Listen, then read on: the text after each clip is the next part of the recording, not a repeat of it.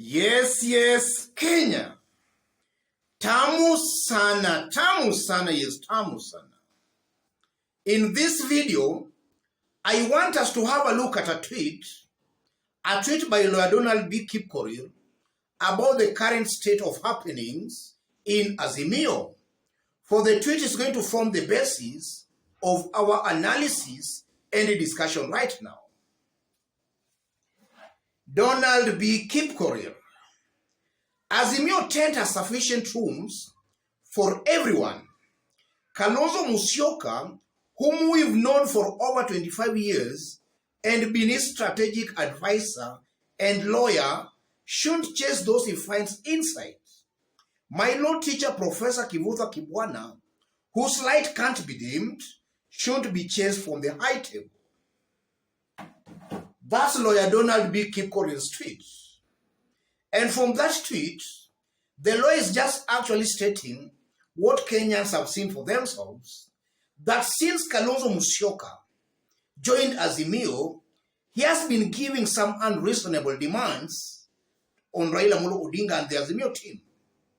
Kalonzo believes that the likes of Kivutha Kibwana, Charity Ngilu, and Alfred Mutua should not be on the high table. Kalonzo wants all that network that was in Azimio before he came in to be disconnected. That's exactly what is happening currently in Azimio. And I fully agree with the good lawyer that Kalonzo should not chase those he found in Azimio from Azimio.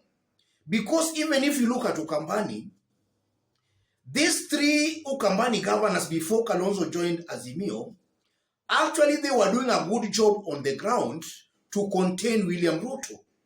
Without these three Ukambani governors, William Ruto was making some inroads, some serious inroads in Ukambani, and at that time, Kalonzo was doing totally nothing to make sure his Ukambani backyard was safe. But these three Ukambani governors were actually doing all they could to tame William Ruto, which in my considered opinion, they actually managed to tame William Ruto there. So for Kalonzo to come in late to Azimio, and then he wants to dismantle all that team and all that network, I honestly believe that can actually cause Raila Amolo Odinga politically in Ukambani. And I'm saying that because even if Kalonzo Musyoka was not with Raila Amolo Odinga, these three Ukambani governors had already made their minds to support Raila Amolo Odinga. And they were persuading the ground to, or they were selling Raila Odinga very aggressively in Ukambani. So that is a support that with or without Kalonzo Musyoka, Raila had earned that support. So I tend to believe that for Kalonzo to be of benefit to Raila Odinga, he should add Raila more support to what he found Raila Odinga having in Ukambani, not removing what Raila had and then is bringing his. That, in my considered opinion, is not all that counterproductive. But having said that, let me also state this. If you look at Raila Odinga and the Azimio team, before Kalonzo Musyoka joined Azimio, I won't be wrong to state that politically, nationally, Raila Odinga and his team were doing a wonderful job as opposed to what they are doing after Kalonzo joined Azimio. Upon Kalonzo joining Azimio, all we have been seeing are just squabbles and quarrelings. And that is creating a perception that Raila is a weak leader, a leader who cannot make it without Kalonzo Musyoka. That is the perception being created.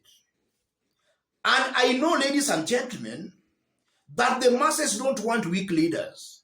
They want strong leaders. So in my considered opinion, I honestly believe that Raila's team might be failing somewhere. We are seeing Kalonzo Musyoka and his team actually even issuing threats. Just the likes of Daniel Manzo even threatening that if it's not Kalonzo as Raila's running mate, then they are going to mobilize Ukambani to boycott the presidential elections. Yes. And you are seeing Raila's team, they are just quiet. I know that might be a strategy by Raila's team not to appear as if they are the aggressors. But if you look at it from another angle, that is causing Raila Amolo Odinga on the ground. Raila is being seen to be weak. There is a perception being created that without Kalonzo Musyoka, Raila Odinga cannot win this year's presidential election, which is very, very far from the truth. I've always maintained in this forum that with or without Kalonzo Musyoka, Raila Odinga will still easily win this year's presidential election. That is a fact, and Kenyans must now know that. Yes, with or without Kalonzo, Raila will still win this year's presidential election. And even if Kalonzo was to join efforts with William Ruto, they will still not be able to beat Uhuru-Raila combination. I'm saying that basing my arguments on statistics. If you look at the patterns in 2017 and most likely in this year's election, even if you were to combine Kalonzo, Ruto and all that team, they won't be able to beat Uhuru-Raila combination. So in my considered opinion again, as Kalonzo's men threaten Raila Odinga, Raila's men should not actually be keeping quiet. They should actually be responding to those threats with equal measures. That is going to create a perception that with or without Kalonzo Musyoka, Raila will win the presidency. So that in one way or the other can even make Kalonzo's supporters actually to rebel against Kalonzo Musyoka. Because now they'll be telling Kalonzo that they'll be telling Kalonzo that with or without you, Raila will still win the presidency. So they'll be putting pressure on Kalonzo Musyoka to make sure he sticks with Raila Odinga. I don't know whether I'm clear on that point. Raila's lieutenants and foot soldiers should not play weak. If Kalonzo's men are threatening their side, they should equally dare them to quit or to shut up. That will create a perception that with or without Kalonzo Musyoka, Raila will still easily win this year's presidential election. And that can even engineer some kind of a rebellion in Kalonzo's camp. His supporters will start rebelling against him because they'll tell him that if you decide this man is still going to win. Yes, that is exactly what I'm seeing here, ladies and gentlemen. So I honestly believe that Raila's lieutenants and foot soldiers should not keep quiet. And then if you look at it from another angle again, Kalonzo is behaving as if he's up to something. He's not up to some goods for Raila Odinga. He might be up for something. And I'm seeing a high possibility where if Raila goes on to win the presidency, the weakest link in that government most definitely will be Kalonzo Musyoka. So Raila and his men and his team should actually make sure they deal with that in 2022. Yes, even before the election. They should actually deal with that to avoid a situation we witnessed with Uhuru and Ruto.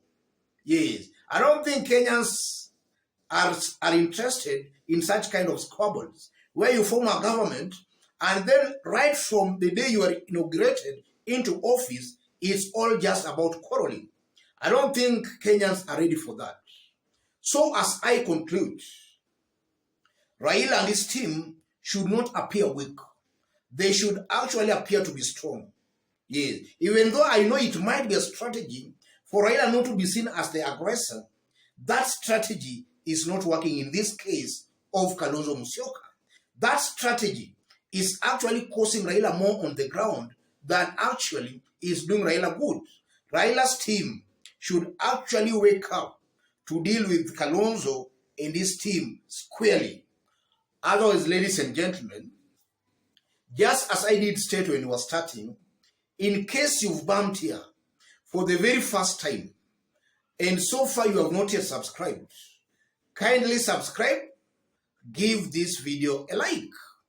Give it a like, please. And to our fans, our subscribers here, I'm very much humbled, very grateful for the kind of support you are giving me here. God bless you. God bless Kenya.